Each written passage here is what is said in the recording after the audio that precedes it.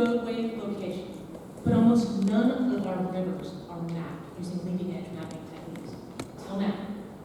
FishViews was started when the president of our company, a 25-year fisheries biologist, sat through one too many meetings thinking or hearing the words, "Why not Street View for rivers?" So we created it. FishViews creates smart maps of the waterways, 360-degree high-definition tours on your desktop, mobile, or virtual headset. We created this because we have better tools on our cell phone to find a cup of coffee or get around traffic than we have to plan a fishing trip, protect our water, or respond to a natural disaster.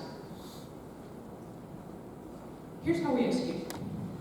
FishViews has created a collection of data that enables rapid processing and global delivery of our content. We also maintain ownership of all of our imagery and our data, creating multiple licensing opportunities off of one collection. Our paying clients are at the national, local, and state levels, and we have massive support from a number of organizations, including Esri, the #1 GIS mapping company on the planet, who owns 40% of this marketplace where our natural resources, beachhead market, is located. We also have evolving partnerships on the national level that are launching us into other government, conservation, and recreational markets. As we expand our atlas of waterways and transition from a contract to a licensing and subscription model. Our crew includes knife in the teeth, get-it-done individuals with experience in government contracts and waterway management.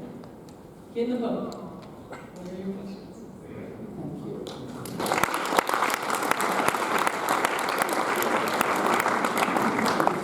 More about the actual business opportunity, the licensing. I mean, this is, I'm sure anyone enjoys being on the road like this, but how is this a business? Right. Well, right now, our primary market is in waterway management.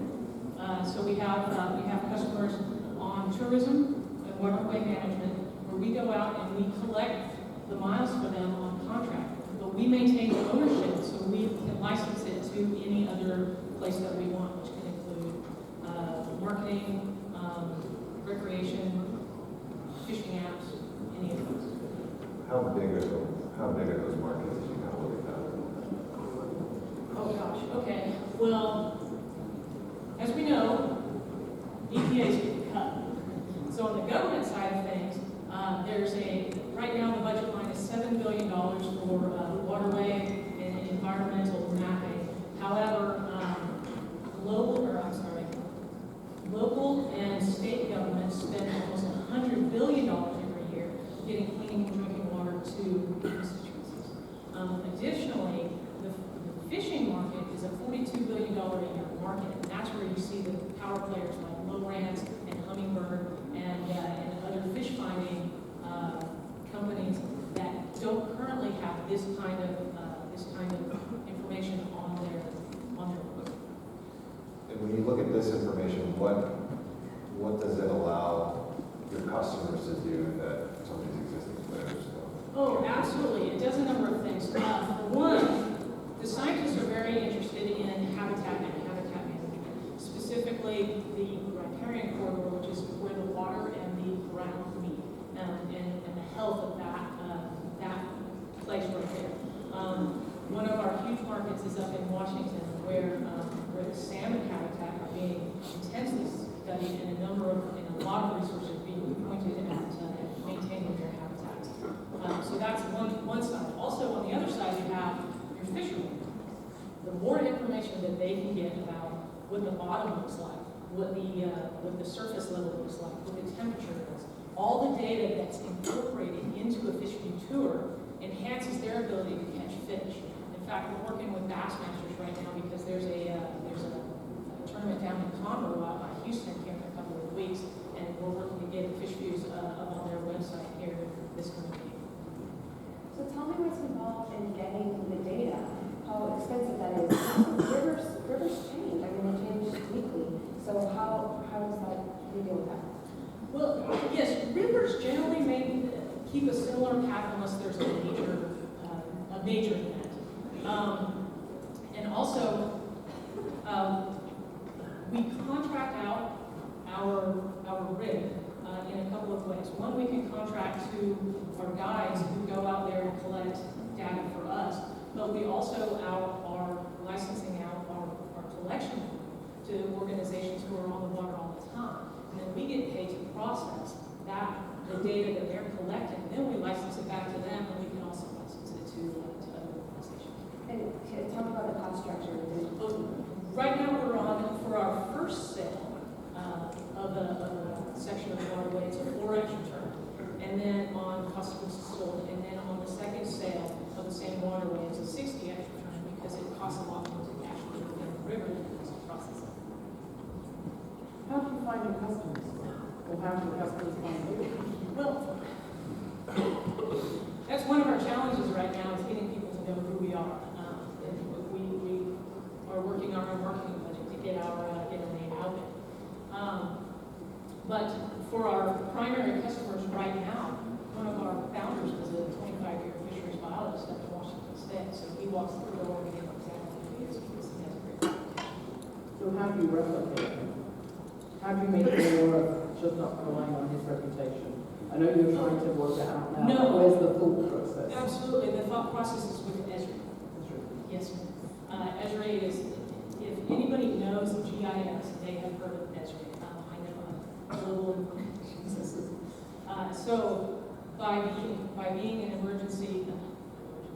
emerging business partner with them, we have access to all their tools, mentorship, and they're propelling us forward. So you could have a warehouse or like, you have a single rig, but in your, what is a rig, what does it look like, how much does it cost, and how are you going to have lots of them, and you're going to deliver them all over the country or world to people who want to map this, or is this a Yes. single thing that you're going to do in individual projects?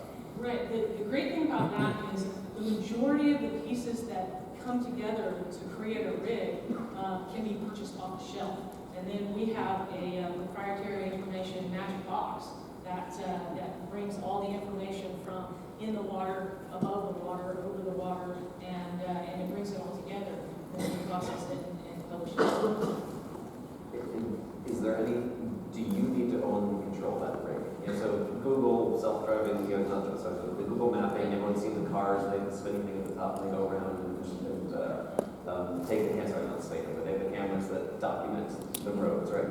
And Google had to roll out cars all over the country, and now the world to document those. Do you need to do the same thing, or is this something that you want to get people who are passionate about this to go and assemble those parts themselves and collect this data for you? We can do either one. But one of the things, we're talking about water, so it's nice to have people who actually are familiar with and can function on water. We can't just hand anybody with a driver's license the keys to the boat and say, good luck. But the great thing about what we do is that we're developing our rig in such a manner that it's so easily deployed that we can send it to the Boy Scouts. They can stick it on their canoe, and they can be one of our collectors as they go down their route. And even with the exploding drone population, if the drone content meets our specs, then we can even add the drone content into our missions. In 10 seconds, tell me one word that represents your team that you didn't get a chance to talk about. Make it happen. Thank you.